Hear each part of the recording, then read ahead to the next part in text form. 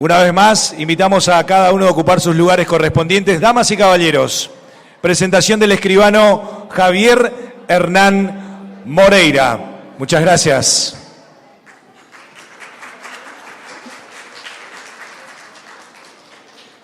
¿Qué tal? Muy buenos días. ¿Se escucha bien? Bueno. Lo del café es inevitable, así que no se sientan culpables ni nada por el estilo. Lo del café, el jugo. Es más, yo haría lo mismo si estuviera en el lugar de ustedes. Muchísimas gracias por la invitación al Colegio Notarial de Misiones. Saludo a Miriam, su presidenta, a Juan Sarquís, un amigo, que fue el que me había convocado por primera vez para la segunda jornada Andrés Huacurarí, allá en 2019, y qué lejano que queda ese 2019, que se había hecho en el Hotel Panoramic, creo, en el centro de Iguazú, también a finales del mes de noviembre, un día de mucho calor, como hoy también, me acuerdo, también soleado.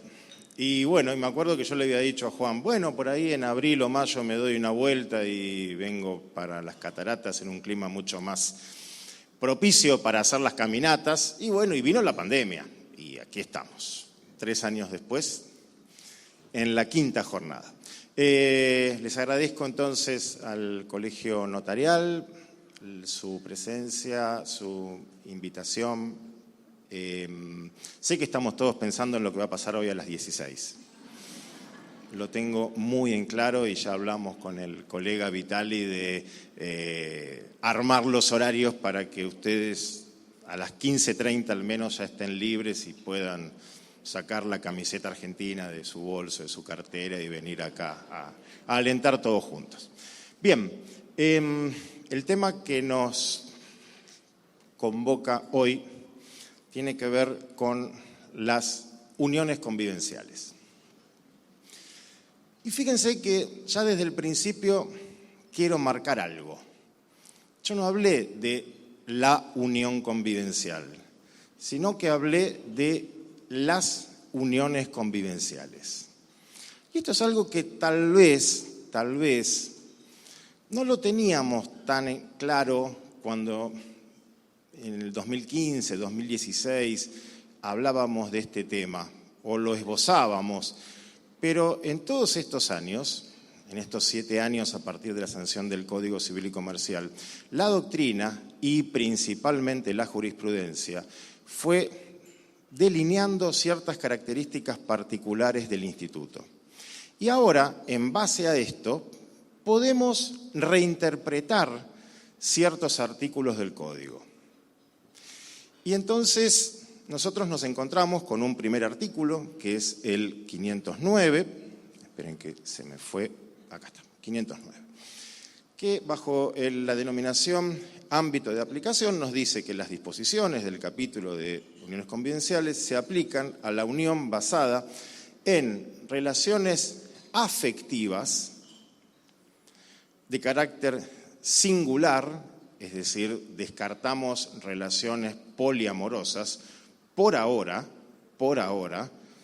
de acá a 10 años, yo creo que algún caso jurisprudencial vamos a tener de declaración de inconstitucionalidad de esta parte del 509, pero por ahora la descartamos.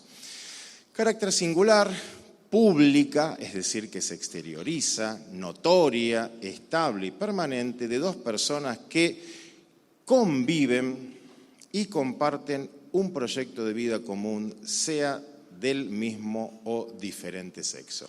Este es el ámbito de aplicación. Es decir, no es, y creo que tal vez en algún momento el Código tendría que darle alguna caracterización jurídica, no es una cohabitación bajo el mismo techo de 2 personas que tal vez sean amigas, pero no tengan una relación afectiva. Acá nos estamos basando en una situación donde las 2 personas tienen una relación afectiva y además comparten un proyecto de vida en común. Es decir, hay una finalidad del instituto, es compartir un proyecto de vida en común.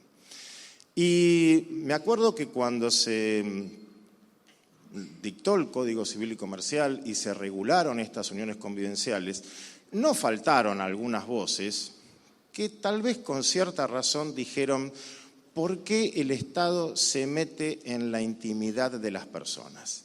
Si hay dos personas que eligen no casarse, es porque quieren mantener una libertad en sus relaciones afectivas. ¿Por qué el Estado las regula?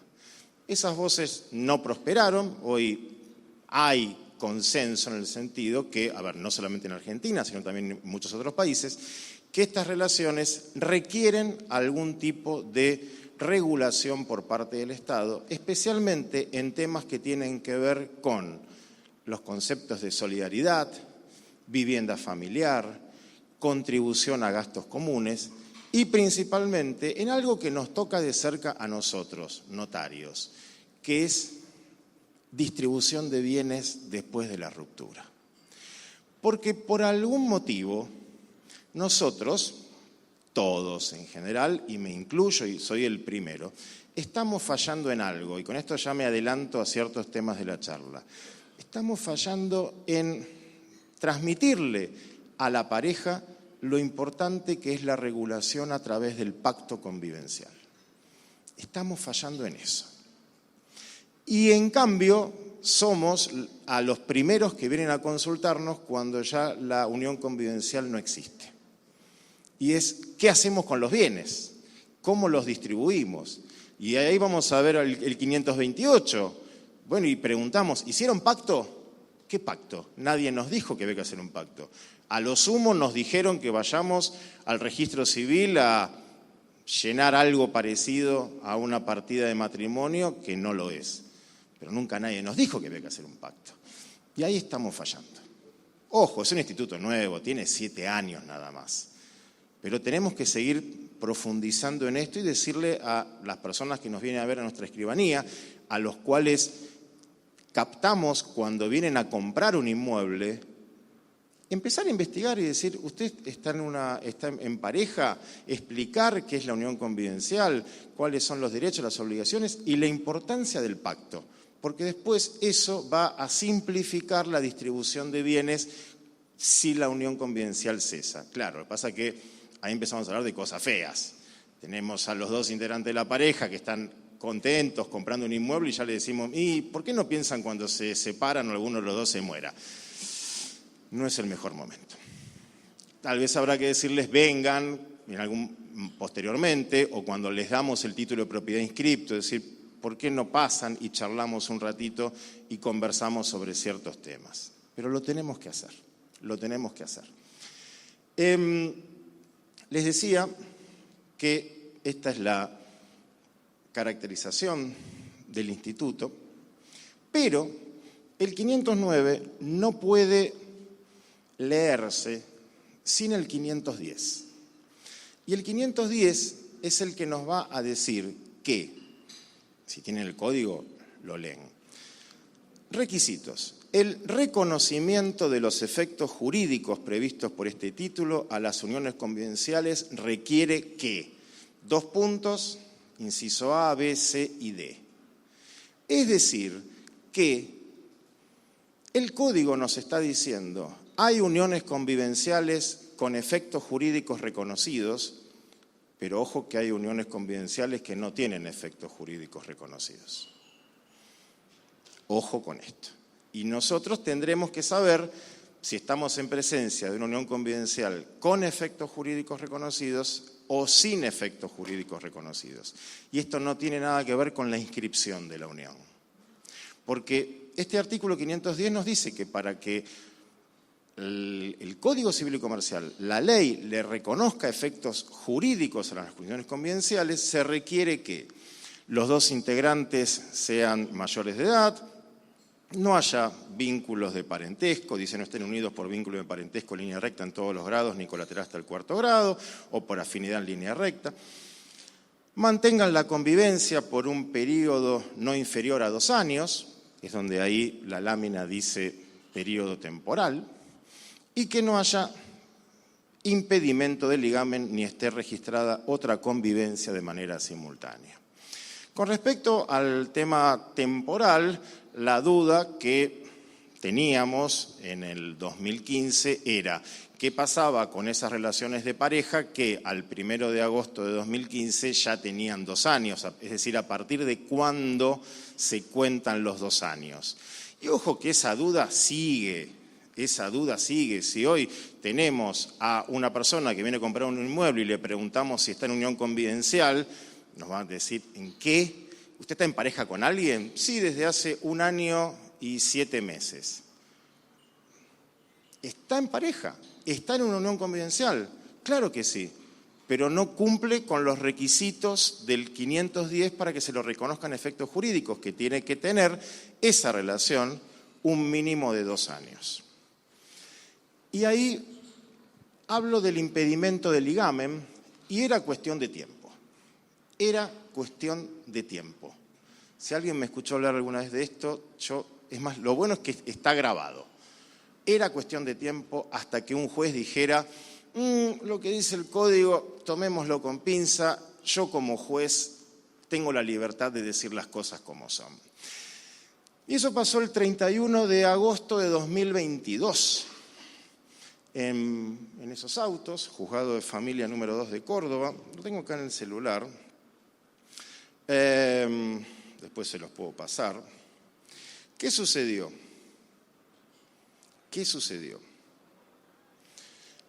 Unión convivencial con impedimento de ligamen. Es decir, el señor nunca había dado por finalizado su matrimonio. Había una separación de hecho. Ojo, la separación de hecho es importante en nuestra legislación, inclusive hasta priva de efectos sucesorios recíprocos a los cónyuges, porque todavía son cónyuges separados de hecho. Y lo que pasó es que el señor nunca dio por terminado su matrimonio, empezó una relación de pareja con una señorita, mucho tiempo, más de 2 años, y se separaron. ¿Y qué hizo esta señorita? Muy bien asesorada, le pidió una compensación económica a su pareja. Y el señor, ¿cuál fue la base de la defensa del señor? ¿No? Yo no terminé nunca mi matrimonio. Mire, señor juez, 510, impedimento de ligamen. Esta es una unión convivencial sin reconocimiento de efectos jurídicos. Por lo tanto, bueno, no me puede pedir una compensación económica. ¿Qué dijo el juez? El juez Gabriel Tavio dice, la circunstancia que el señor no iniciara la acción de divorcio contra su cónyuge no puede ser un obstáculo cuando quien reclama la compensación es quien convivió con él durante más de 15 años. En este contexto no puedo dejar de considerar que la señorita no tenía ninguna posibilidad legal para que aquel iniciara la acción respectiva. Posibilidad legal, sí en el desayuno todos los días. Che, ¿cuándo te vas a divorciar? Pero posibilidad legal no tenía. Ella no tenía legitimación para iniciar eso y tampoco podía compeler al demandado para que la iniciara. Pero el juez dijo, más allá que había un impedimento de ligamen, hay acción para solicitar compensación económica. Esto y decir, y miren, los requisitos del 510, tómenlo con pinzas, porque en cualquier momento declaramos la inconstitucionalidad o la inaplicabilidad al caso. Que esto fue lo que pasó, ¿hace cuánto? Menos de 3 meses, en Córdoba. Entonces, a ver, nosotros como notarios, ¿qué vamos a hacer? Nos vamos a apegar a la letra del Código Civil y Comercial, sabiendo siempre que el juez es el único que puede apartarse. Y acá este juez de Córdoba lo hizo. Si hizo bien o hizo mal, es una apreciación de todos y cada uno de nosotros. Yo puedo verle las caras a ustedes. Hay un público mayoritariamente femenino. ¿Te imaginás qué caras estoy viendo? Diciendo, qué bien que hizo. Vos no lo ves porque estás adelante. Yo que las veo de frente, están todas contentas. Y está bien, y está bien. Así que bueno, y me gusta mucho además que haya sido un juez hombre el que haya dictado este fallo para que nadie piense nada. Me parece perfecto. Bien, seguimos. ¿Para qué se inscriben las uniones convivenciales?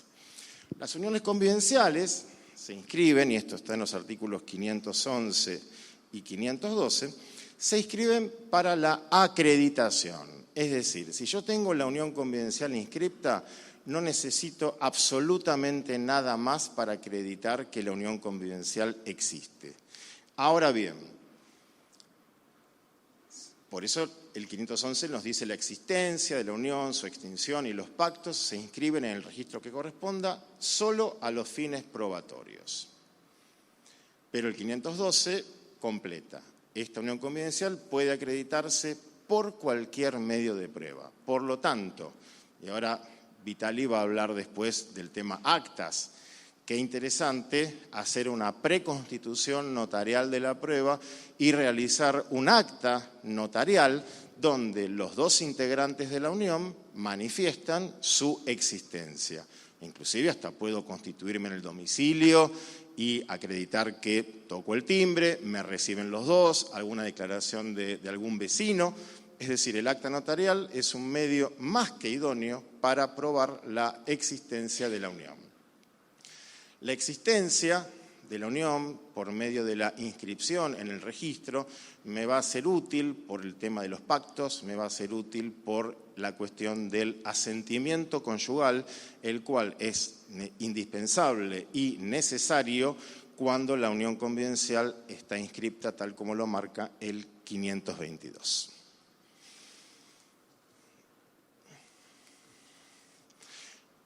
Artículo al cual llegamos ahora. Artículo 522. Asentimiento convivencial.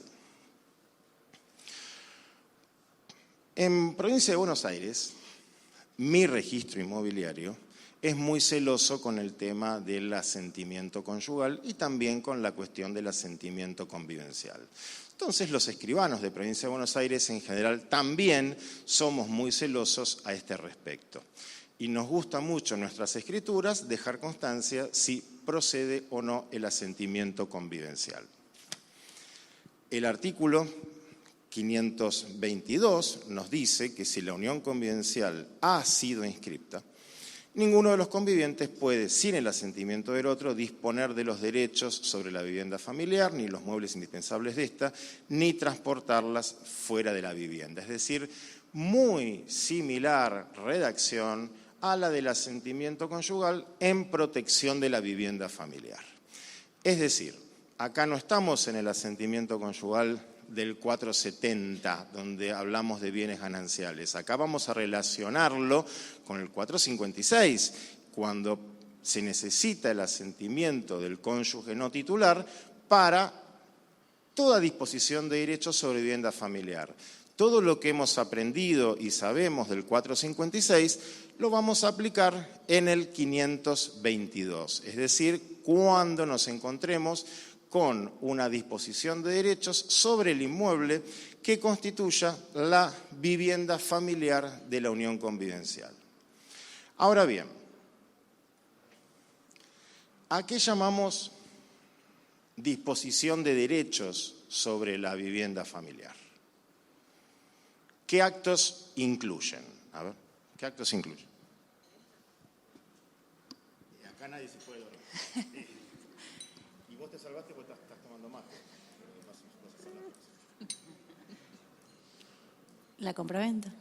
¿La compraventa? La compraventa, exacto. La compraventa, la donación, la hipoteca, todo lo que nosotros sabemos del 456, por supuesto. Hay situaciones grises. A mí una situación gris que me gusta señalar, porque yo trato de vincular todo con el tema que más me gusta a mí, que es derecho sucesorio, es el tema de la cesión de derechos hereditarios. ¿Qué pasa con la cesión de derechos hereditarios y el asentimiento, ya sea conyugal o convivencial? Acá hay una discrepancia, como en todo hay diferentes opiniones jurídicas, están aquellos que sostienen que, y hay motivos para sostener esto, que no es necesario el asentimiento ni conyugal ni convivencial en el caso de una cesión de derechos hereditarios, cuando lo que está comprendido en esa masa indivisa que se cede es la vivienda donde tiene su sede, en este caso la unión convivencial. Y estamos los que pensamos que el bien jurídico tutelado es la familia y que en caso de duda siempre nosotros como intérpretes de la ley, al menos en la escritura que estamos redactando, tenemos que pensar cuál es la finalidad de la norma legal.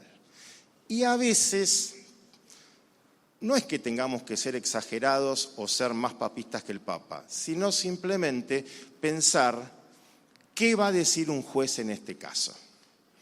¿Era lógico que el juez de Córdoba dijera eso que yo les comenté hace un ratito?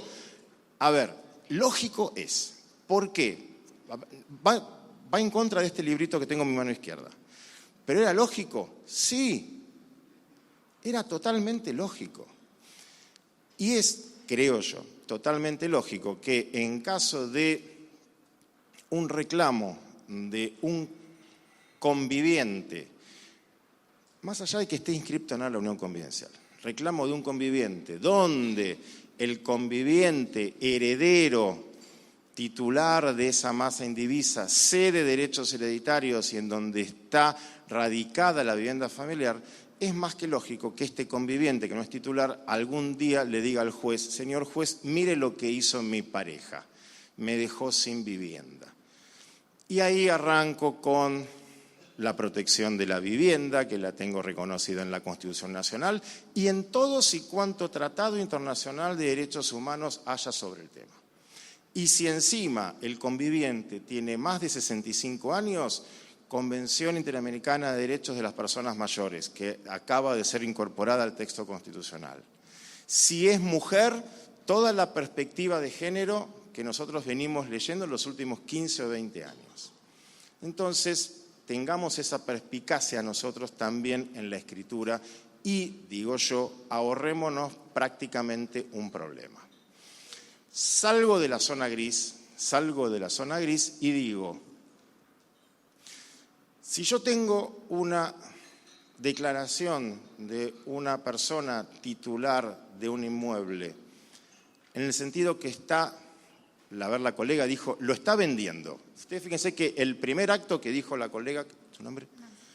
El primer acto que dijo Nancy, la venta. Si yo soy el titular de la vivienda, voy a la escribanía de Nancy o de cualquiera de ustedes y digo, sí, yo estoy vendiendo un inmueble, y Nancy me va a preguntar estado civil, soltero, no mires mi anillo, soltero, pero estoy en pareja. Ah, ¿y usted está viviendo ahí? Sí. Ah, ¿y va a venir su pareja?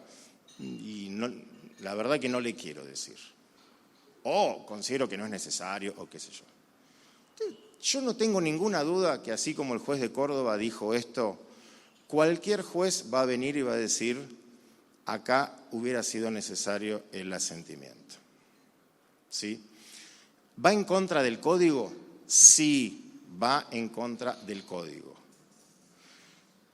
Si alguien hace una escritura sin este asentimiento, ¿tiene armas para defenderse? Por supuesto, el código.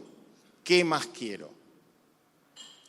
Señor juez, yo respeté el código, pero no me cabe ninguna duda que el juez va a decir que es inaplicable esto y que la protección de la vivienda familiar está más allá de un mero trámite administrativo como es la inscripción de la unión convivencial. ¿Sí? Ahora, yo no quiero que ustedes salgan de acá diciendo, el disertante dijo que el código dice eso. No, el código no dice eso. El código dice otra cosa. Pero en este Código Civil y Comercial, lamentablemente, nosotros tenemos que ser inteligentes Y ser inteligentes desde el 2015 para acá, aunque siempre era necesario, implica conocer la jurisprudencia.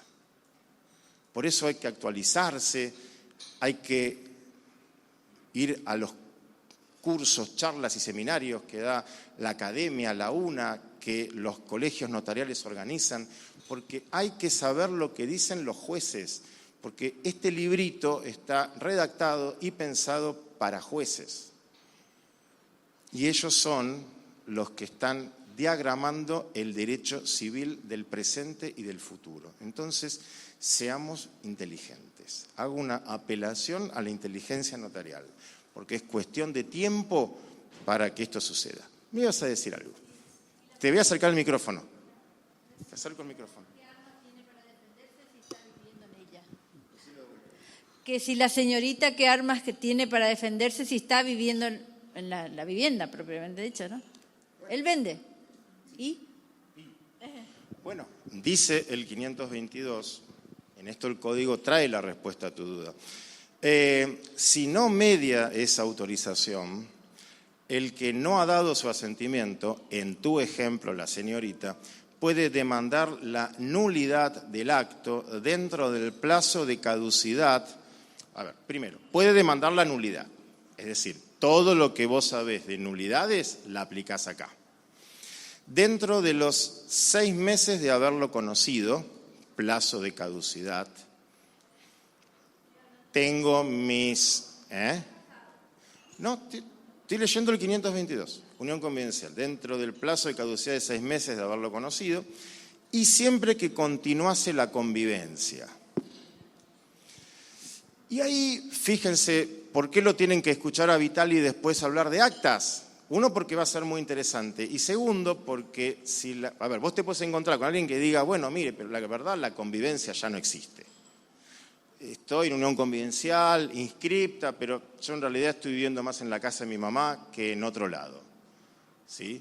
Entonces, acta notarial. ¿Para qué? Bueno, puede ser para 2 cosas. Una, para notificar fehacientemente el cese de la convivencia, porque el cese de la convivencia es una de las causas de la extinción de la unión convivencial. Ahora vamos a verlo. O también para acreditar por medio de un acta notarial que ha cesado la convivencia. Por medio de un acta notarial. ¿Tenemos otro micrófono por casualidad? Así la colega por ahí, o si no te lo alcanzo, dale. O habla fuerte. Pero ella está viviendo en la casa de su mamá. ¿Cómo acreditas? ¿Me explico?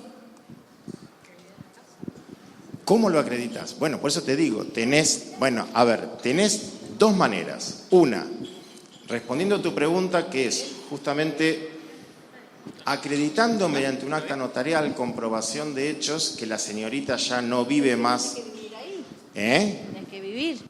Bueno, pero justamente, ¿cuál sería el problema? Que en donde vos me requerís a mí, que yo constate que en determinado inmueble tal persona no vive, preconstituimos prueba y también, yo te digo, vaya a la casa de la mamá y compruebe que usted vive ahí y vas a ir en diferentes momentos del día.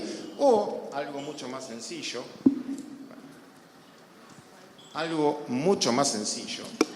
te vas a la parte del cese de la convivencia, vas al artículo 523, inciso F, y este artículo nos dice, la unión convivencial cesa por voluntad unilateral de alguno de los convivientes notificada fehacientemente al otro. Entonces, vas a verlo a Vitali y le decís, se constituye en el domicilio de la calle San Martín 520 y le notifica a mi ex pareja que yo ya no tengo más ganas de convivir con ella. Y ahí revalorizamos el acta notarial como medio de notificación fehaciente y de preconstitución de la prueba. Entonces, cuando la señorita me reclame la nulidad, yo diré, acá tengo un acta notarial donde... Vos como requirente tenés que ir, o sea, tenés que notificar por escribano ¿no es cierto? A ver, si yo no quiero ir, le digo a Vitali, por podés favor, ir solo. escribano, El escribano puede ir solo. ¿puede Sí. notificarle a Sí. tal Está persona perfecto. esto? Y ahí irá Vitali Gracias. y la notificará. Gracias. Y si Vitali no es de su competencia territorial, hablaré con la escribana Rodríguez Acuarone y le diré, escribana, me notifica. Y ya está. Y lo solucionamos.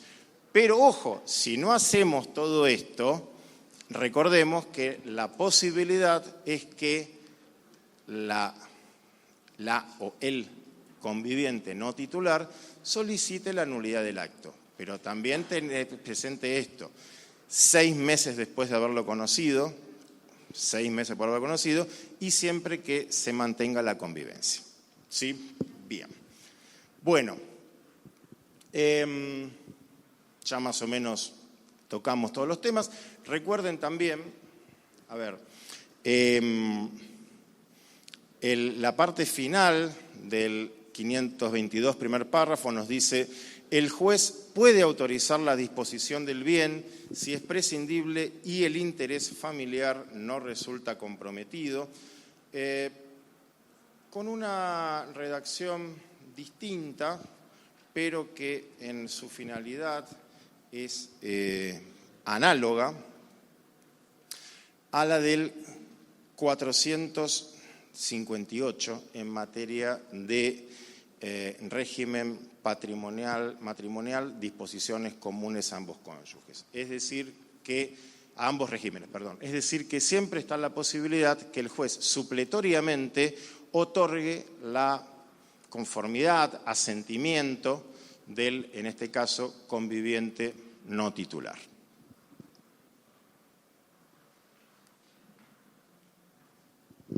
Pactos de convivencia.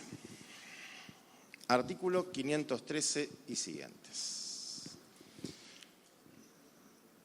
El 513 nos dice: las disposiciones de este título son aplicables excepto pacto en contrario de los convivientes. Este pacto debe ser hecho por escrito y no puede dejar sin efecto lo dispuesto por 4 artículos que son los 519 a 522 y que tienen que ver con asistencia, contribución a los gastos del hogar, responsabilidad por deudas y protección de la vivienda familiar. Salvo lo que prescriben de manera obligatoria y taxativa estos 4 artículos que les dije recién, 519 a 522, los convivientes pueden realizar pactos de convivencia. Y ahí es lo que yo les decía hace unos minutos. El sistema de las uniones convivenciales está pensado para que las personas diseñen su unión.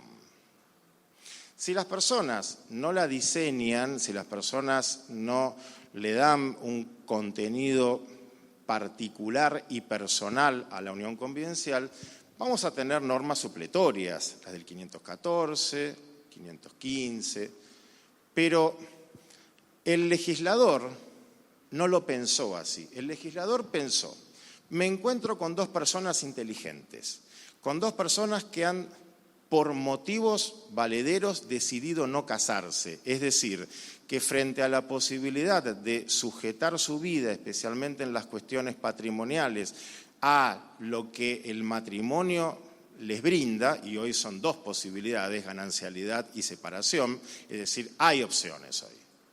Hay opciones. Pero igual estas 2 personas inteligentes decidieron no usar ninguna de estas 2 opciones. Entonces van a ser estas 2 personas también lo suficientemente inteligentes para hacer un pacto y para diseñar su vida en común desde el punto de vista patrimonial especialmente. Y no por nada, el 528 en distribución de bienes cuando la unión convivencial cesa, ¿cómo empieza? Dice, a falta de pacto. Y ahí viene la norma general, que los bienes permanecen en el patrimonio del que los adquirió, sin perjuicio de institutos como la interposición de personas, mandato, enriquecimiento sin causa, etcétera, etcétera. Pero el 528 empieza diciendo así, a falta de pacto, es decir, ¿no fueron inteligentes e hicieron un pacto? ¿Fueron tan inteligentes de no casarse porque no les gustaba ninguno de los 2 regímenes patrimoniales quedaron en la unión convivencial y no hicieron pacto. Se quedaron a mitad de camino. Y ahí es donde yo decía, tenemos que nosotros decirle a estas personas, mire que es necesario hacer un pacto, es importante hacer un pacto. Hay que planificar qué va a suceder cuando la unión convivencial cese. Porque de última, si no cesa porque se pelean, va a cesar por la muerte. Y ahí va a venir el problema. Y ahí va a venir el problema del conflicto entre el conviviente supérstite y los herederos del conviviente fallecido. Entonces, sean inteligentes, hay que decirle a la gente, y realicen un pacto. Y ahí lo hacemos nosotros el pacto. ¿Quién lo va a hacer? ¿Quién mejor que nosotros? Nadie.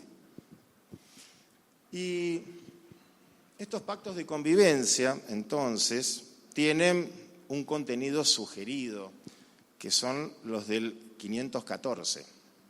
Y el 514 nos dice, los pactos de convivencia pueden regular, entre otras cuestiones, la contribución a las cargas del hogar durante la vida en común, la atribución del hogar común en caso de ruptura y la división de los bienes obtenidos por el esfuerzo común en caso de ruptura de la convivencia.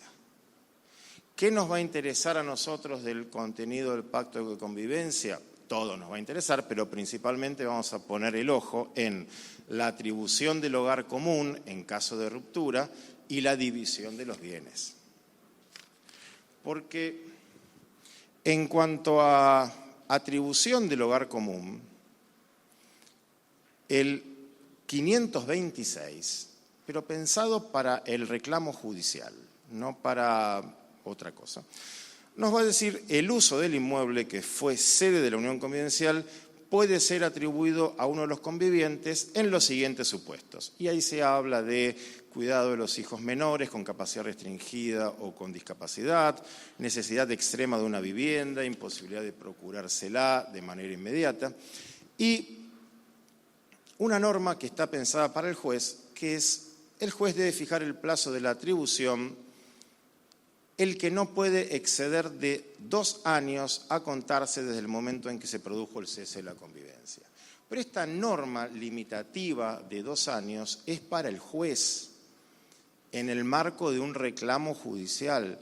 Nada impide que Nancy y yo, que estamos en unión convivencial, en un pacto establezcamos que, porque tenemos hijos menores, ya dejamos establecido que frente a la extinción de la unión convivencial, el uso del inmueble mío se le va a atribuir a Nancy. ¿Hasta cuándo? Hasta que nuestros hijos menores adquieran la mayoría de edad o por un determinado tiempo. ¿Y puede exceder esto del plazo de 2 años? Sí, por supuesto, porque lo estamos conviniendo nosotros en el marco de nuestra autonomía de la voluntad. Y eso es actuar de manera inteligente para 2 personas que inteligentemente decidieron no casarse. Y ojo, Pilar, vos que sos de Capital, en Capital Federal hay cada vez menos matrimonios y más uniones convivenciales, ¿no? Las últimas estadísticas del Registro Civil de la Ciudad de Buenos Aires marcan eso. Hay pocos casamientos. No solamente hay pocos casamientos, ahí te acercan el micrófono, no solamente hay pocos casamientos, bueno, Pilar Rodríguez Acuarone, la conocen todos, obviamente, mi amiguita y compañera de la asesoría del Federal. No solamente hay más casamientos, hay menos casamientos, sino que hay más uniones convivenciales inscriptas que casamientos, ¿no? Sí, y hay muchas consultas también. Y hay muchas consultas. Sin duda es una incumbencia, sin duda. Y si en el Registro Civil de la Ciudad de Buenos Aires hay más uniones convivenciales inscriptas que matrimonios, pensemos, esto es como un iceberg. Hay muchísimas más uniones convivenciales que no están inscriptas y que existen. Y por un efecto derrame lógico propio de nuestra organización como país, lo que sucede en Capital Federal y Gran Buenos Aires luego se va corriendo al resto de la República. Entonces, yo desconozco cómo serán las estadísticas en Misiones, pero no me cabe duda que de acá a 5 años va a haber mucho más uniones comerciales inscriptas que matrimonios. Dime, te pasa el micrófono a Pilar. ¿Hay alguna estadística, Javier, de qué cantidad de pactos hay? Muy pocos. Me lo imagino. Muy pocos. ¿Y sabe por qué nos damos cuenta que hay pocos pactos? Porque hay muchos reclamos judiciales. Entonces, si hay reclamos judiciales es porque no hay pactos. Porque si hubiera pactos, se aplica el pacto. Porque vos, cuando hagas el pacto, hablábamos de la inteligencia de las personas. Pero vos como escribano, cuando hagas el pacto vas a ser inteligente y vas a decir, mire, ¿sabe qué? Este pacto no puede ser de un cumplimiento eficaz, si se quiere, como ustedes quieren, si no hacemos poderes irrevocables y post-mortem recíprocos para que el pacto funcione. Porque, a ver, vuelvo a Nancy. Hicimos el pacto, ¿sí? Suponte que la que tiene un trabajo formal registrado en blanco es Nancy y yo no. Pero hay aportes míos que no los puedo demostrar o justificar. Pero hacemos el pacto diciendo, a ver, si por algún motivo termina la unión convivencial, ojo, titularizado está 100% a nombre de Nancy, pero mirá que esto es 50 y 50. Termina la unión convivencial, porque decidimos, de mutuo y común acuerdo, finalizarla. Pero yo no sé si Nancy va a querer venir a firmar la escritura por el cual se me adjudica a mí el 50%. Porque por algo terminó la unión. Entonces, ¿qué hago? ¿Qué hago? Voy a ejecutar el poder especial irrevocable y post-mortem que está en la escritura que vos hiciste, el cual me permite a mí, acreditada la situación fáctica de cese de la unión convivencial, realizar la escritura de transmisión de dominio, sirviendo el pacto como causa de esa transmisión de dominio. Y entonces vuelvo a Vitali, que está ahí hablando, me va a decir, ¿y cómo yo cómo sé que no existe la unión? Porque, a ver, usted me dice que la finalizaron de común acuerdo. Y Vitali me va a decir, hagamos un acta. Por eso tenés que escucharlo, Vitali, hoy. Haces un acta y de última en el acta o acreditás el cese de la convivencia o le notifico fehacientemente lo que ya resolvimos entre casa, que es, ya está. ¿Sí? Y entonces, cumplido ese extremo, ejecutás el poder especial irrevocable post-mortem. Puede ser al revés. Me voy a poner yo en este caso de ejemplo. El inmueble está titularizado a mi nombre porque yo soy el que tengo el trabajo formal registrado en blanco y no Nancy. Pero Nancy hizo contribuciones económicas, las cuales no puede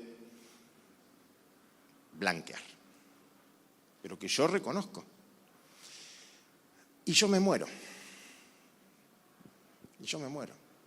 Hay una causal de extinción de la unión convivencial por muerte de unos convivientes. Entonces, si ella y yo no hicimos un pacto, ella se tiene que presentar en mi sucesorio y pelearse con mis herederos, los cuales van a negar toda y absoluta contribución que ella haya hecho. En cambio, si hicimos un pacto y a ese pacto le pusimos un poder especial, irrevocable y post-mortem, Nancy lo puede ejecutar. Que mis herederos van a reclamar, no me cabe duda, pero para eso está el pacto, con toda la fuerza ejecutoria de la escritura pública, su fecha cierta y todo lo que nosotros sabemos de la escritura pública. ¿Sí?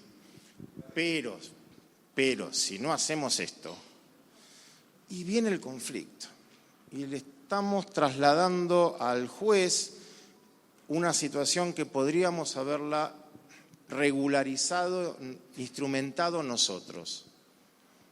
Como decía Pilar, una incumbencia perdida. Dentro de todas las que tenemos acá, pero bueno, pasaron 7 años. No es que pasaron 50 años. Pasaron 7, pero en algún momento hay que empezar a hacer estas cosas. ¿Sí? Y los bienes que ingresan a futuro. No, porque, a ver, porque yo en el pacto, lo que pregunta acá la colega, que es la mejor amiga de Nancy, la que vieron que siempre hay una mejor amiga que le llena la cabeza al otro, o mejor amigo. ¿Por qué te reís? Bueno, la mejor amiga de Nancy está diciendo qué pasa con los bienes futuros. Está actuando en su rol de mejor amiga, decir, che, ¿y los bienes futuros qué pasa? Bueno, ya vamos a dejar aclarado, que los bienes futuros que ingresen también van a tener ese destino. Obviamente que yo creo que deberíamos ser prolijos y hacer, ustedes me dirán, ¿y tengo que hacer una modificación a ese pacto cada vez que adquiero un inmueble? Y me parece que yo la haría. No es que tengo que hacer un pacto nuevo, pero sí un anexo, un complemento de ese pacto. Yo lo sugeriría. Yo lo sugeriría, más que nada en estos primeros tiempos donde al no haber pactos no hay mucha casuística y no hay tampoco muchas decisiones judiciales. Sí, te lo presto yo. Vos hablas de un poder especial irrevocable post-mortem. ¿Cuál sería el negocio base? Porque está bien el pacto, pero ¿qué a ver, para la irrevocabilidad? Sí. Tengo que retener, Nosotros estamos muy acostumbrados a hablar de negocio base. A mí me gusta decir acto jurídico especialmente determinado. El acto jurídico especialmente determinado que sirve de causa al otorgamiento del poder es el pacto. ¿Querés llamarlo negocio base? No es un negocio base, pero llamalo negocio base. No tengo problema. Pero el acto jurídico especialmente determinado es el pacto. ¿Y qué retengo? ¿Y por qué vas a retener algo? ¿Por qué? Si no está Mantelli acá, como para que le preguntes qué cosa retenés. Cuando lo veas a Mantelli, decile, pero no hay ningún acto para retener. Somos auxiliares del fisco, pero tampoco vamos a inventar impuestos como la FIP. ¿Sí? No retenés nada, no retenés absolutamente nada. Trabaja en la Dirección de Renta de la provincia. Muy bien, perfecto. De ahí su voracidad fiscal. Bueno. Sí, para.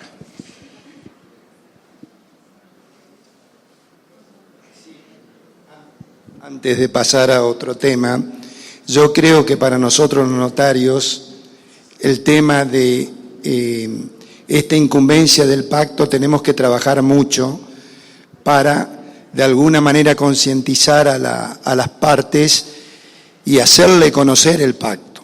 Porque tenemos otro gran problema que es el registro de las personas.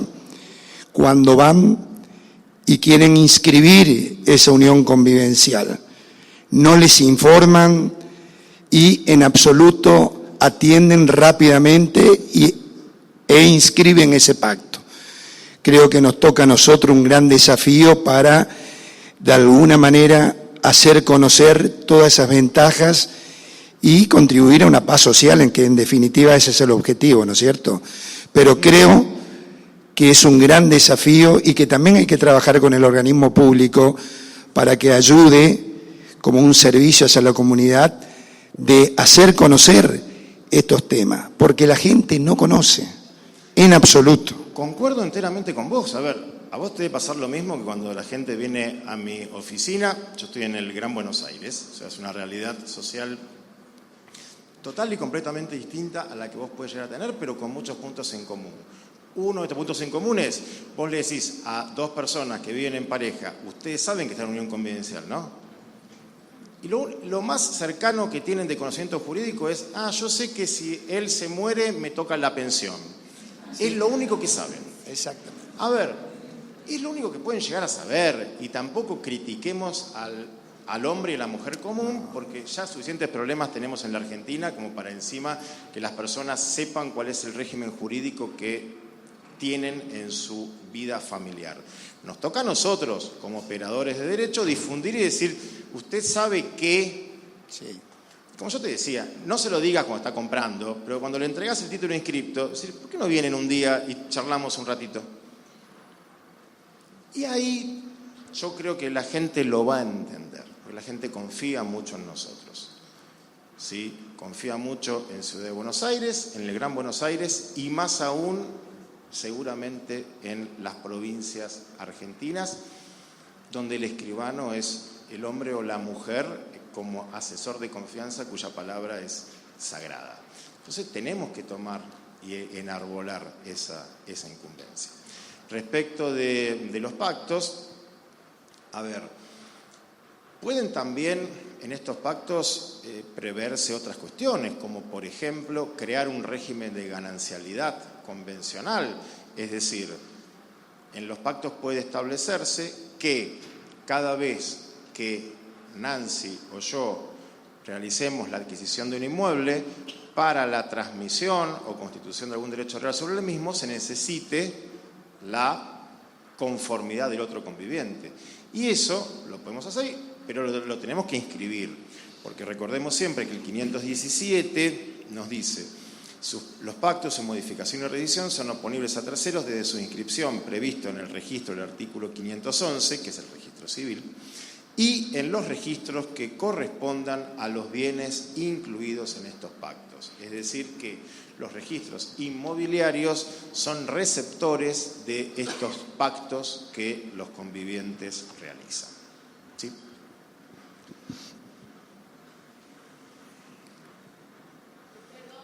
Sí.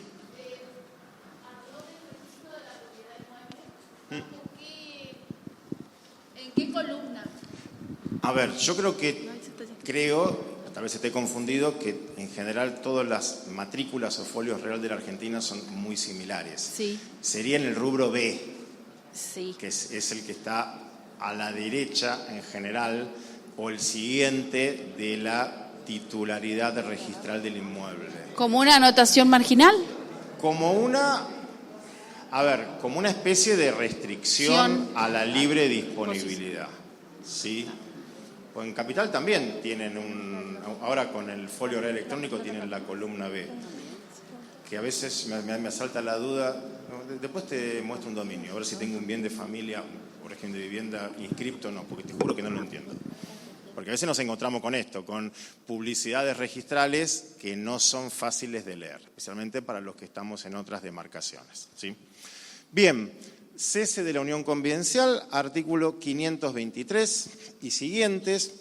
Ustedes van a ver que el artículo enumera 7 supuestos de finalización de la unión convivencial: fallecimiento, ausencia, matrimonio, nueva unión convivencial, mutuo acuerdo, voluntad unilateral notificada fehacientemente al otro integrante y el cese de la convivencia. Una cuestión semántica. El cese de la convivencia causa el cese de la unión convivencial, pero no todo cese de la unión convivencial se debe al cese de la convivencia. Por eso me gusta hablar de extinción de la unión convivencial para no confundirnos con cese de la convivencia, que es una de las causales de la extinción de la unión convivencial. Y ahí también nosotros tenemos posibilidad de actuar notarialmente cuando se formula la manifestación de ambos convivientes en el sentido de extinguir la unión convivencial, la notificación de uno de los convivientes al otro acerca de su deseo de terminar con la unión convivencial o mediante la acreditación por ejemplo, un acta notarial del cese de la convivencia mantenida.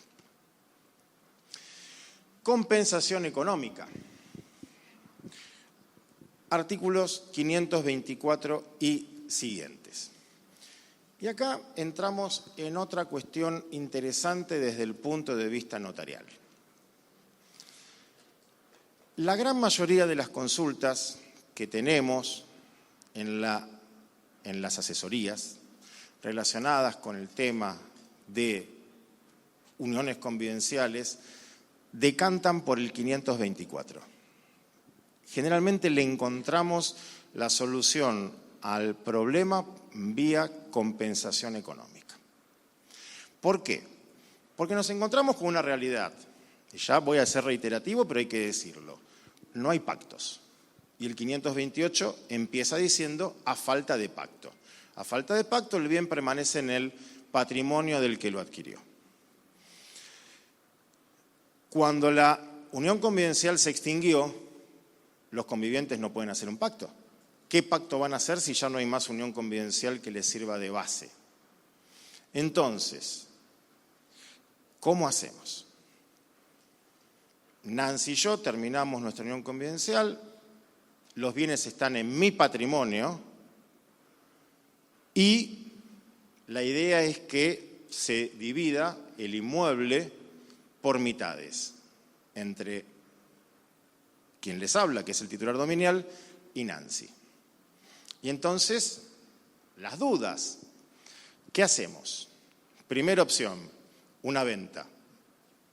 Vamos a la casuística de asesoría, Pilar, ayúdame a ver si es así. Porque el colega nos dice, yo pensé en una venta, pero claro,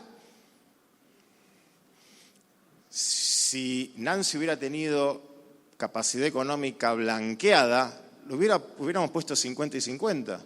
Por algo está a nombre mío, puede haber otros motivos. Nancy no tiene manera de justificar la compra del 50%. Donación.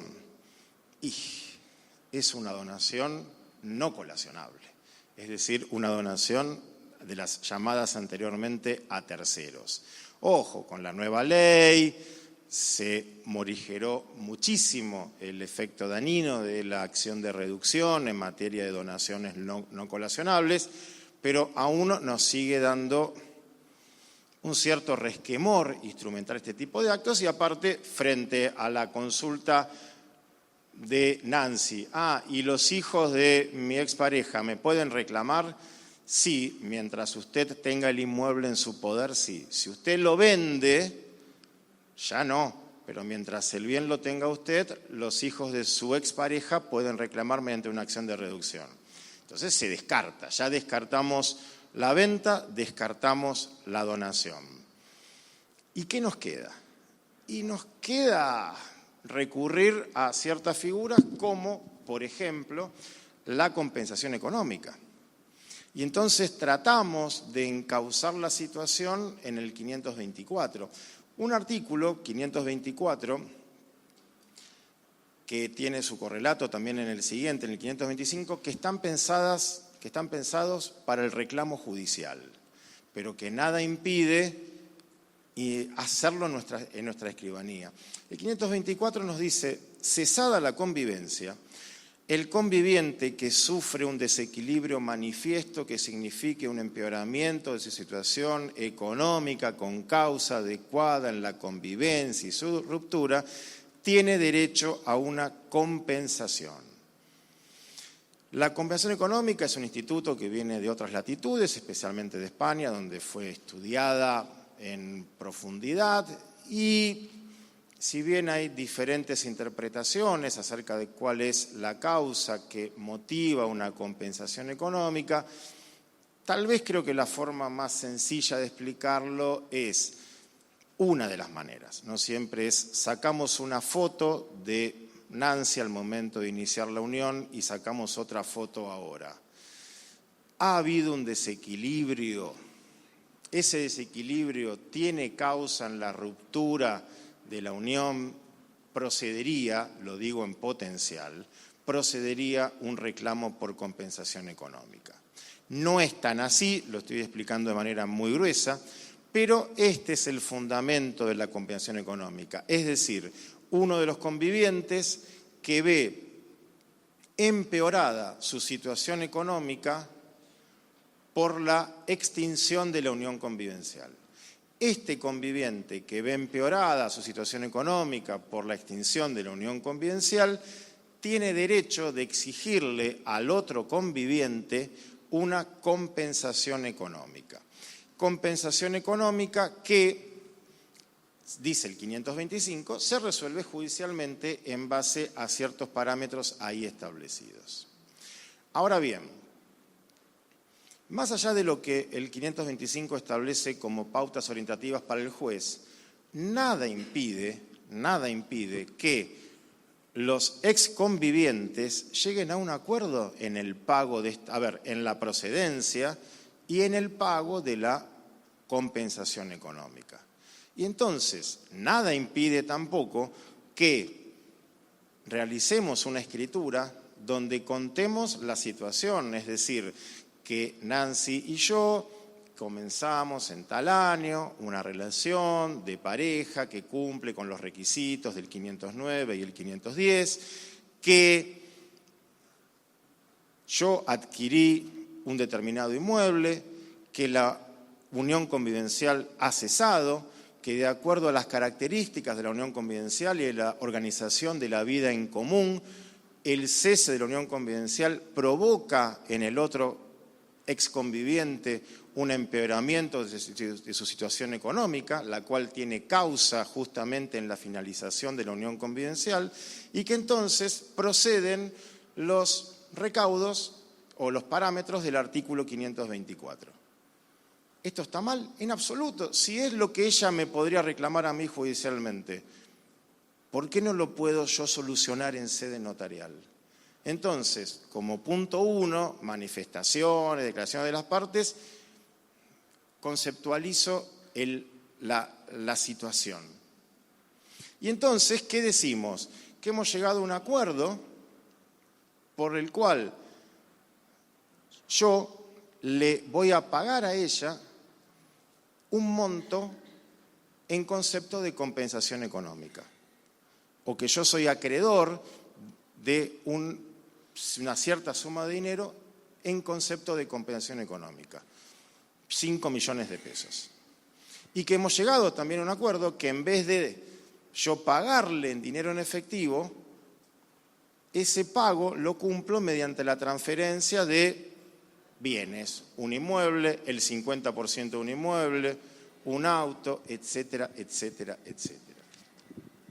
Y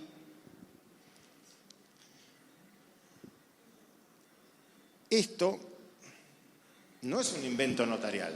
Y hay.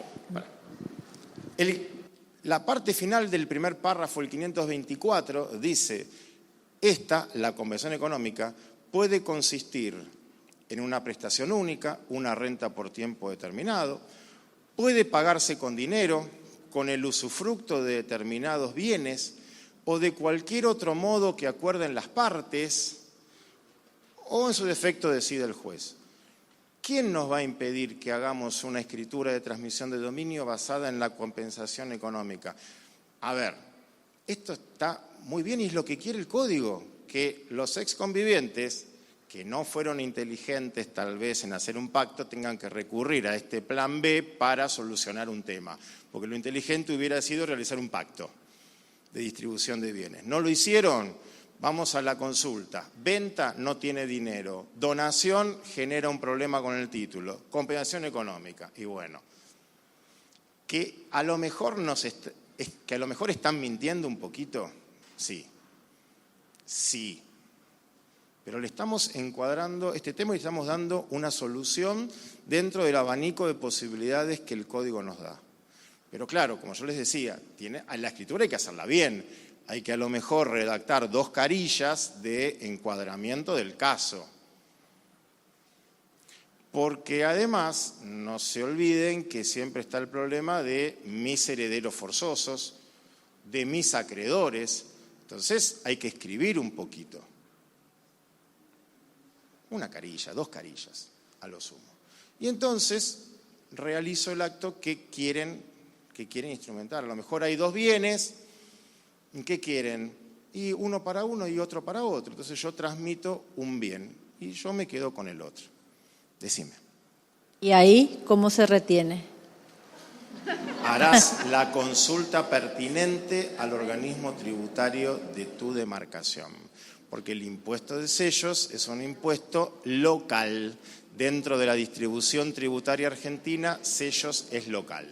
Ahora, si vos no lo tenés, en general esto está ya regulado en las normas locales, si no, harás la consulta, si no, hablarás con los asesores tributarios del colegio, hablarás con las autoridades de elección de rentas.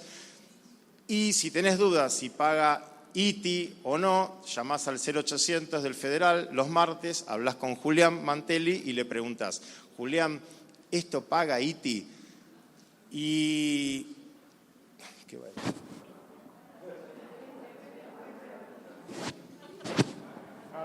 No vamos a decir. Y bueno, dice Pilar que depende de la fecha de adquisición, pagará ITI o ganancias celulares. Sí. Claro, para mí es una verdadera transmisión onerosa. Sí. Así que es muy probable que tu organismo tributario local lo tenga tabulado con una tasa impositiva parecida a la de la compraventa. Pero bueno, depende. Sí, depende.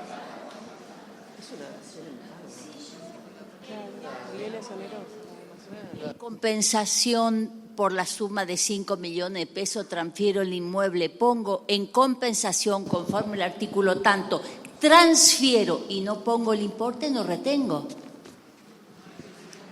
A mí me preocupa porque, ¿qué voy a retener? No.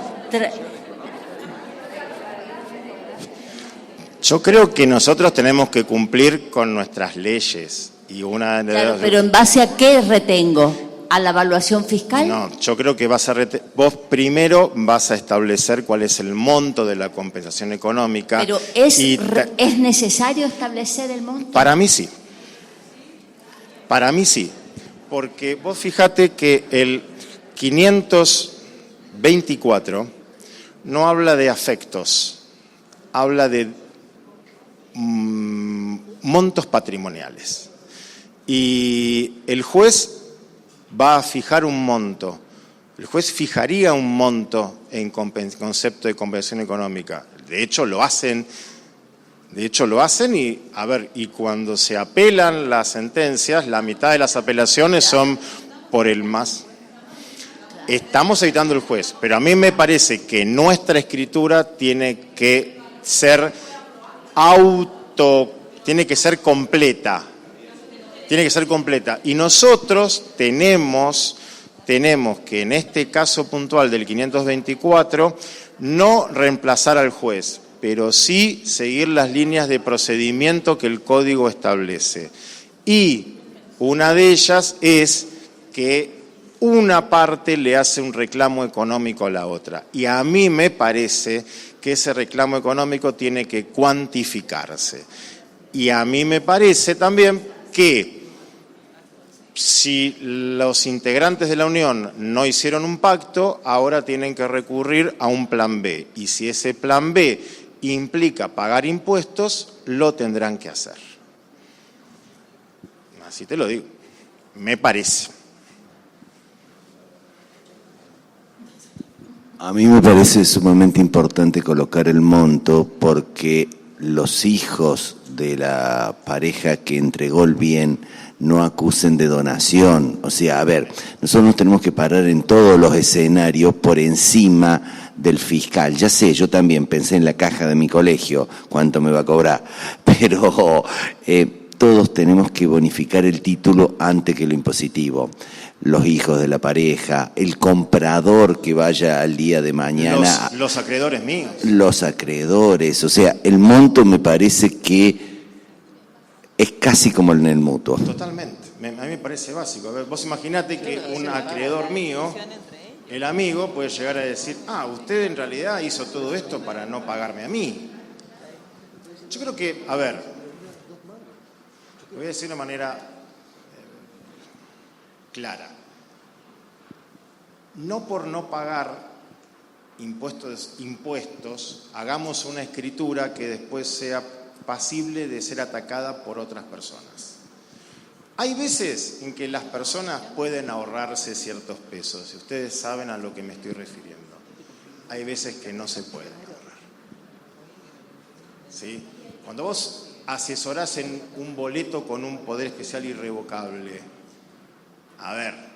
es el monto que corresponde, porque sabés que no se está otorgando la escritura. O sea, hay ciertas situaciones donde no se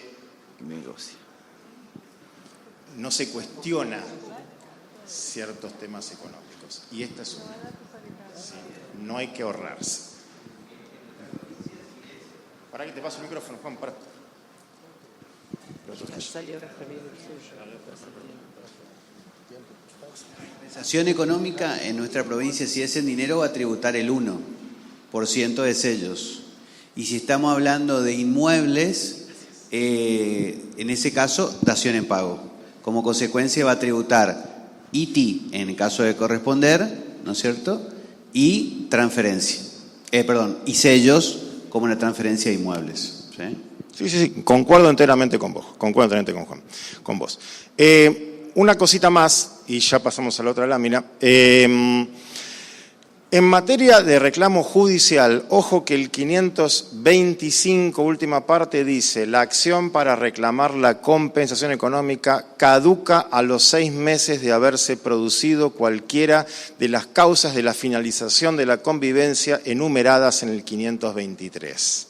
Judicialmente, Nancy tiene 6 meses para reclamarme la compensación. Extrajudicialmente, ¿ese plazo también existe o no? No lo sé, no lo sé. Tengo argumentos para un lado y para el otro. Entonces, ante la duda, en nuestra escritura podríamos poner una cláusula donde las partes dijeran que el reclamo se efectuó dentro del plazo preestablecido en el 525, sin perjuicio de lo cual su instrumentación se realiza hoy, para que nadie después me diga nada, ¿sí? Atribución de la vivienda familiar por cese de la unión, análisis del artículo 526. Otro artículo que está pensado para el juez: el uso del inmueble que fue sede de la unión puede ser atribuido a uno de los convivientes en los siguientes supuestos. De esto ya hablamos. Este es uno de los temas que podríamos claramente regularlo en un pacto convivencial, porque el Código establece en este artículo que esta atribución solamente puede tener un límite temporal de 2 años, y yo no encuentro motivos, ya lo hemos dicho, por los cuales en un pacto convivencial no podemos establecer un límite mayor. Régimen de vivienda y su relación con la unión convivencial. Vieron que es un tema que da para mucho y empezamos a tratar algunas ramificaciones. Seguramente todos los que estamos acá hemos hecho alguna afectación a régimen de vivienda. Yo les cuento que en Lanús los seguimos llamando bien de familia para que nos entendamos todos, pero en realidad todos sabemos que es régimen de vivienda. El artículo 246 establece que son beneficiarios de la afectación, entre otros, su conviviente. Y acá permítanme agregar una opinión personal. Para mí no es necesario que el conviviente de esta unión convivencial cumpla con los requisitos del 510. Es decir, compro yo el inmueble, hace 1 año que estoy en relación de pareja con Nancy, y yo le digo a la escribana: quiero afectar el inmueble al régimen de vivienda. Estado civil, soltero, pero estoy en pareja con Nancy. ¿Y hace cuánto que está en pareja? 1 año. Yo como escribano lo acepto.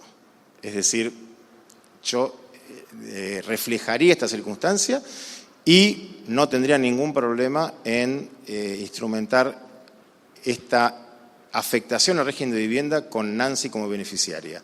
Porque para mí acá estamos con un interés jurídico superior al 510, que es protección de la vivienda y la familia. Esto es una opinión personal. Cada uno en su oficina hace lo que quiere, ¿sí?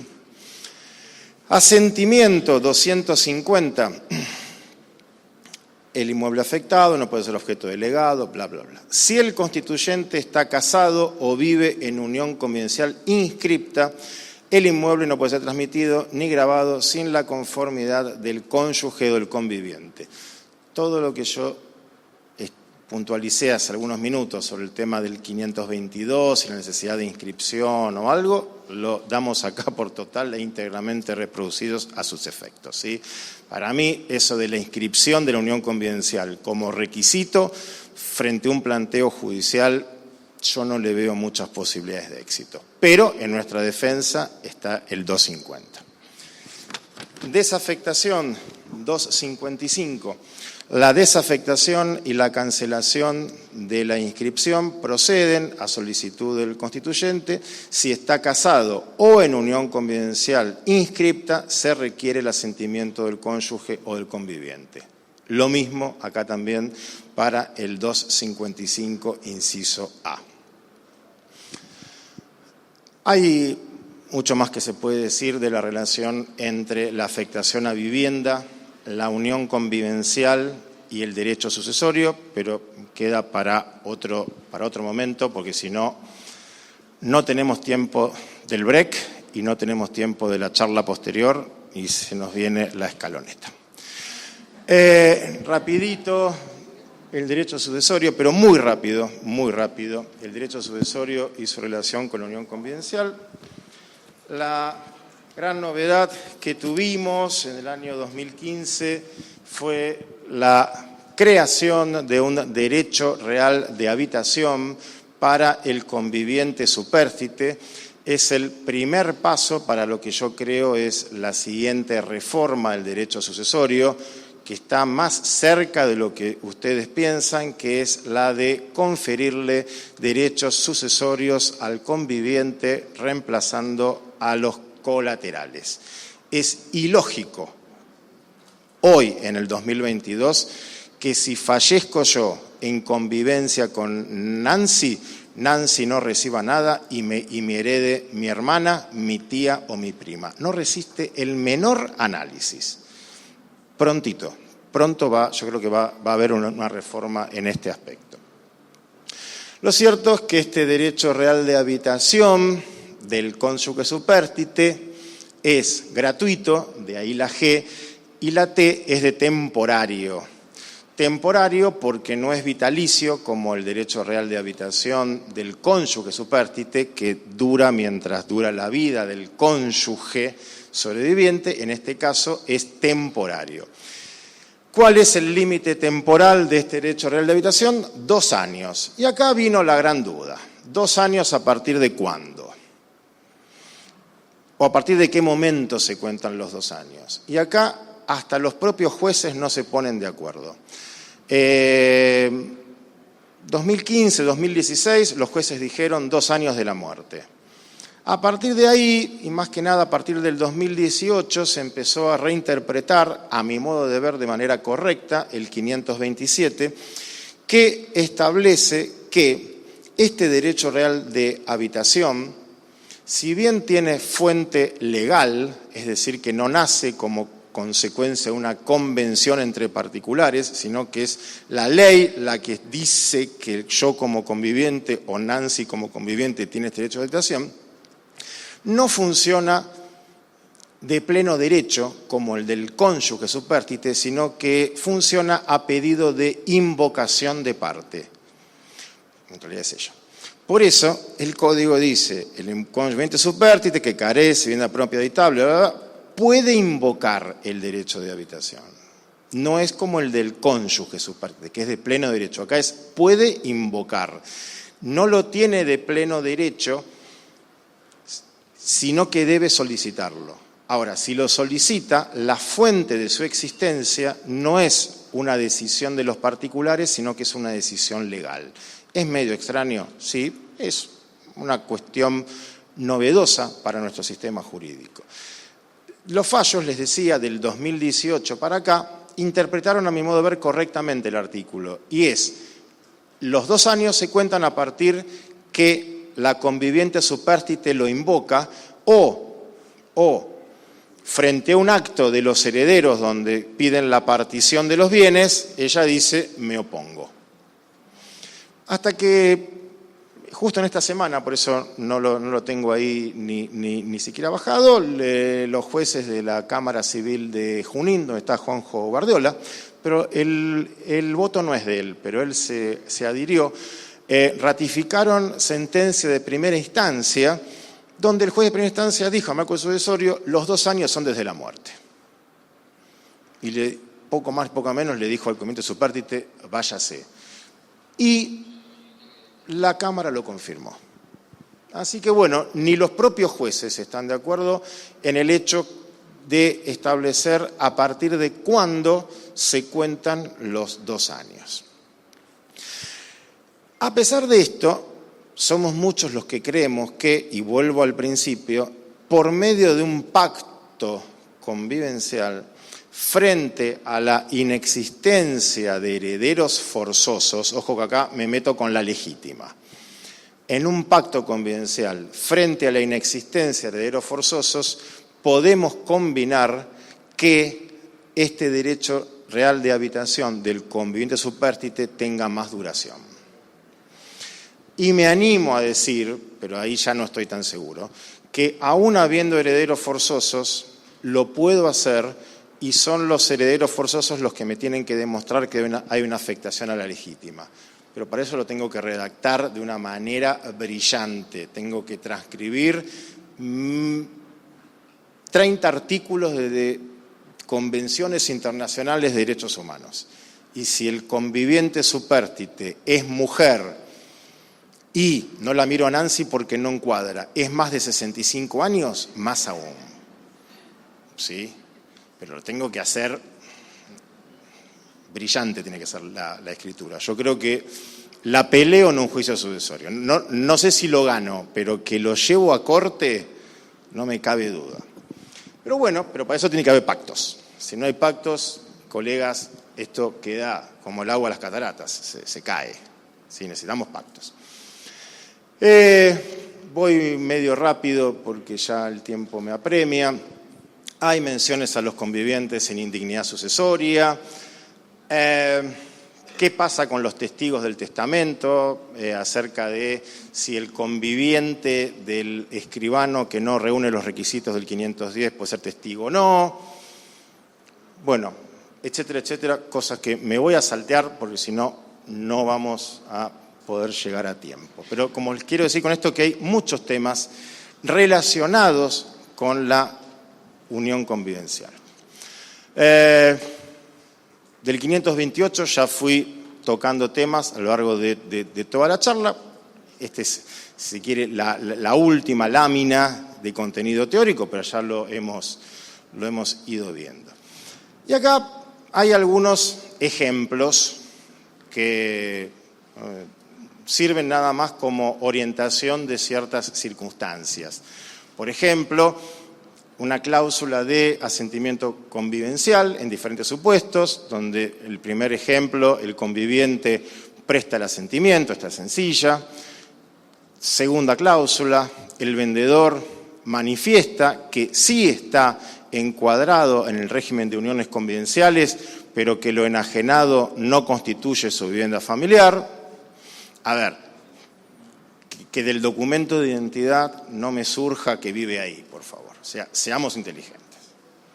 ¿Sí? Hay cosas que uno dice, ¿las digo o no las digo? Las digo. Vendo el inmueble de San Martín 520. Tengo a Nancy diciendo, no, pero no es vivienda familiar. Documento Nancy, San Martín 520. Sí, ojo. El vendedor manifiesta que no se encuentra comprendido en el régimen de uniones convivenciales, que en general es lo que vemos siempre.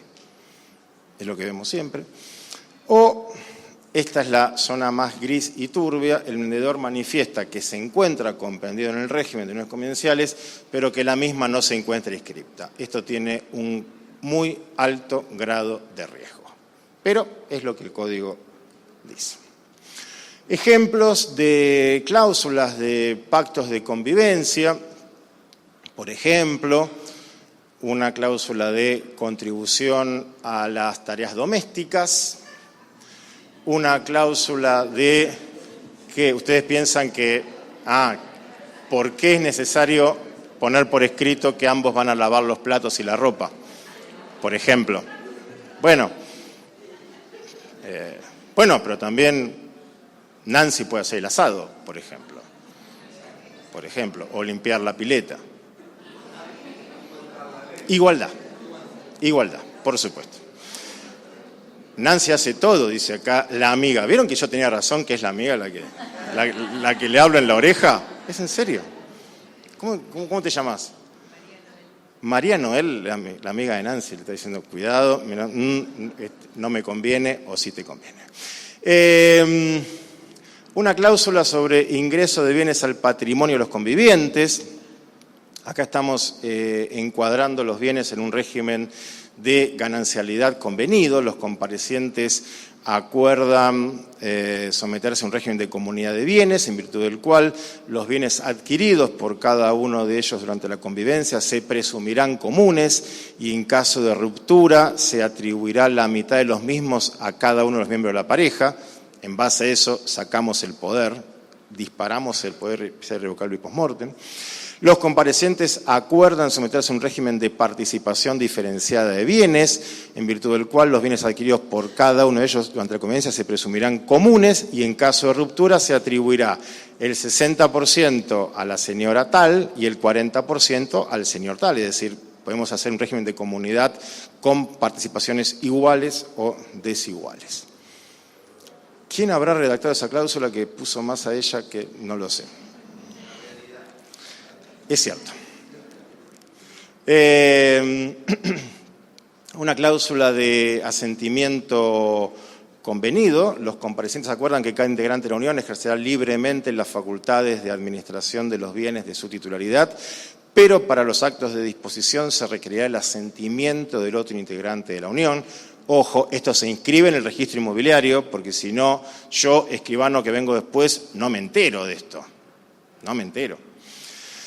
Hay un plan de parentalidad, que también, ojo, que es importante, y algún día habría que dar una charla de función notarial y derecho de familia, porque ojo que hay muchísimo para intervenir nosotros o no intervenir, ¿sí? Con delegaciones de responsabilidad parental, etcétera, etcétera, hay muchísimo ahí para analizar.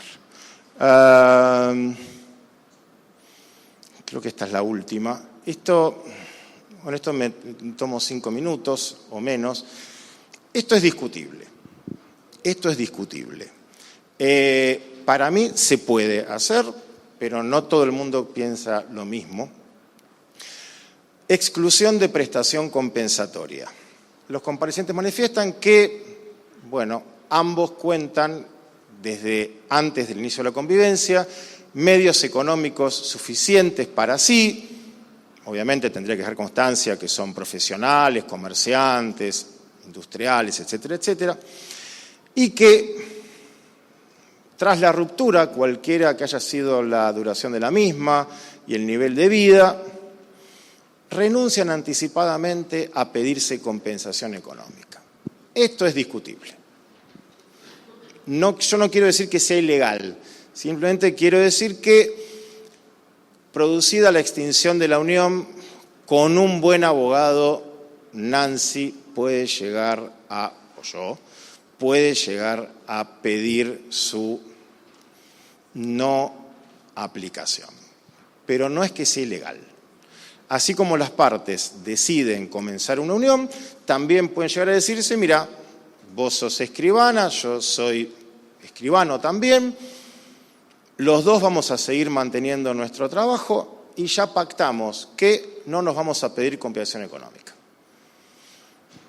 Para mí esto está dentro de lo renunciable, pero dejo algún punto suspensivo. Y fíjense que después hay una cláusula también de atribución del hogar común en caso de ruptura, en este caso por el plazo de 10 años.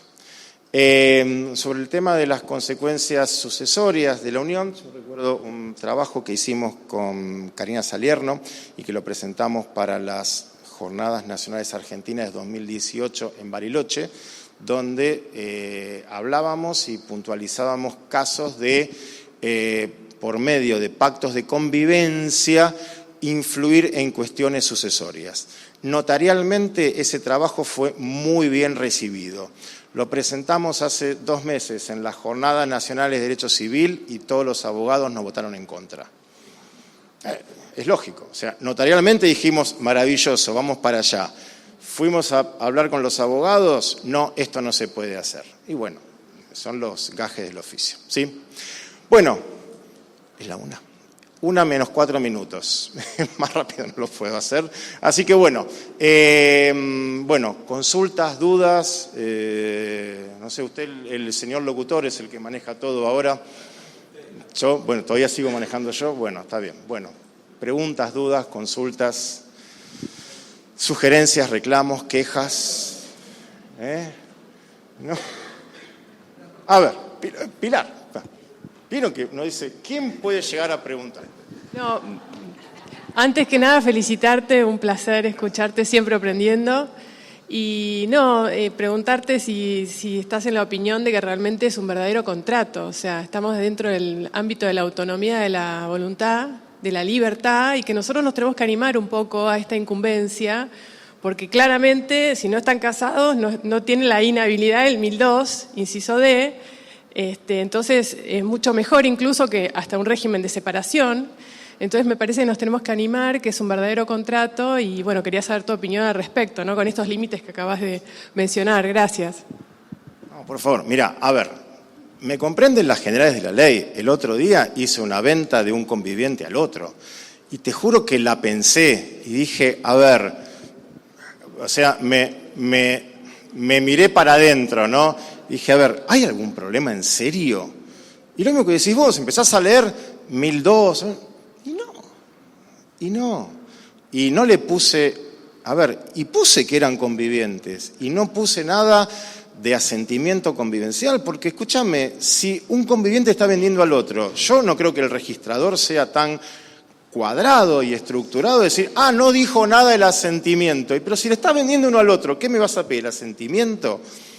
Bueno, igual son amigos amigos del barrio de toda la vida, o sea que no hay inconveniente, pero sí, no hay ningún tipo de inhabilidad para contratar de ellos, porque por eso no se casaron, así que pueden contratar entre sí sin ningún tipo de obstáculo. ¿Sí? Bueno. ¿Listo? Bueno, ahora sí, el que manda es usted, señor locutor.